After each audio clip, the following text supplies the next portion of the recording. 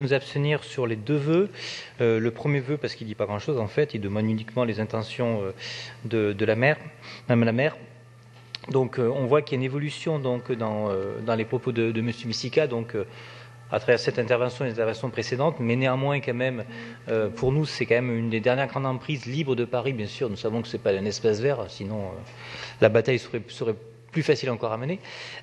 Nous savons donc que c'est la dernière grande ZAC donc, à faire sur Paris, et donc à ce titre, donc, le projet actuel, notamment dans sa structuration principale avec les tours, nous paraît très problématique. Alors il faut bien sûr faire un rééquilibrage donc, avec donc, bureaux et logements, mais quand même, est-ce qu'il faut vraiment faire des bureaux dans l'économie du XXIe siècle? Est-ce qu'il ne faut pas penser à d'autres activités sur les questions de logistique? Donc, voilà. Donc, nous avons bien compris que... Alors pourquoi on ferme donc Baron voilà, le tunnel donc voilà, il y a quand même des choses qui sont... il y a 6 voûtes, on ne maintient pas les 6, donc on en maintient que... Alors peut-être que ça a changé depuis encore, peut-être que je suis en retard donc des évolutions, mais pour le moment, pour moi, il y avait donc une partie des voûtes qui allait être fermée. Donc voilà, nous avons bien noté qu'il y avait un début donc d'ouverture, donc nous allons attendre de voir si tout ça se confirme donc dans les mois à venir, mais en attendant, nous nous abstenons. Merci Yves Frontasso. Merci Madame la maire. Alors nous aussi, on va s'abstenir, mais pour d'autres raisons. D'abord, sur le premier, Madame Montandon, le débat, il aura lieu.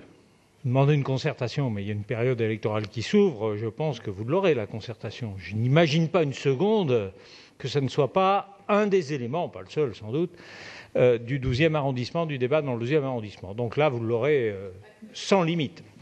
Ça, c'est le premier point. Le deuxième point, c'est que pour nous, il y a un vrai souci depuis le départ, et on l'a dit, c'est qu'une telle opération ne devrait pas être dissociée de ce qui se passe de l'autre côté, effectivement, du périphérique, sur la commune de Charenton. Et c'est pour ça que nous avons dit dès le départ que cette zone, cette ZAC, aurait dû être confiée à la métropole pour que ce soit un projet d'aménagement global, dès lors que ça concerne plusieurs communes.